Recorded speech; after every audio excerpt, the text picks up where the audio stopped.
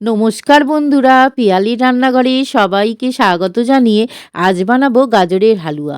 তোমরা দেখো, খুব ভালো লাগবে। তো চলো শুরু করি। প্রথমে পরিমাণ মতন গাজর নিয়ে খোলা ছাড়িয়ে ধুয়ে ছোট ছোট টুকরো করে কেটে এবার চপারে মিহি করে কেটে নিচ্ছি। দেখো এইরকম হবে। এবার কড়াইতে 2 চামচ ঘি গরম হলে 2টো এলাচ ফাটিয়ে দিলাম। তারপর গাজরটা দিয়ে খুব ভালো করে ভাজবো, গাজরের জল শুকিয়ে যাওয়া পর্যন্ত।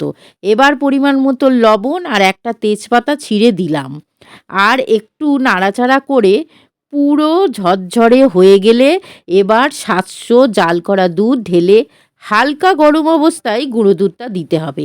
4 চামচ গুঁড়ো দুধ দিয়ে নাড়াচাড়া করে 6 চামচ চিনি দিয়ে তারপর উপর থেকে কিছুটা নতুন গুড় ঢেলে তারপর ভালো করে মিশিয়ে তারপরে উপর থেকে কয়েকটা কাজু বাদাম কুচি ছড়িয়ে দিয়ে মিশিয়ে একটু শুকনো হয়ে গেলেই নামাবো। বেশি শুকনো করব না, একটু দুধই রাখবো। বন্ধুরা, এভাবে করলে এত সুন্দর খেতে লাগে, মুখে লেগে থাকবে, যাকে খাওয়াবে বারবার খেতে চাইবে। ভালো লাগলে পাশে থেকো বন্ধুরা।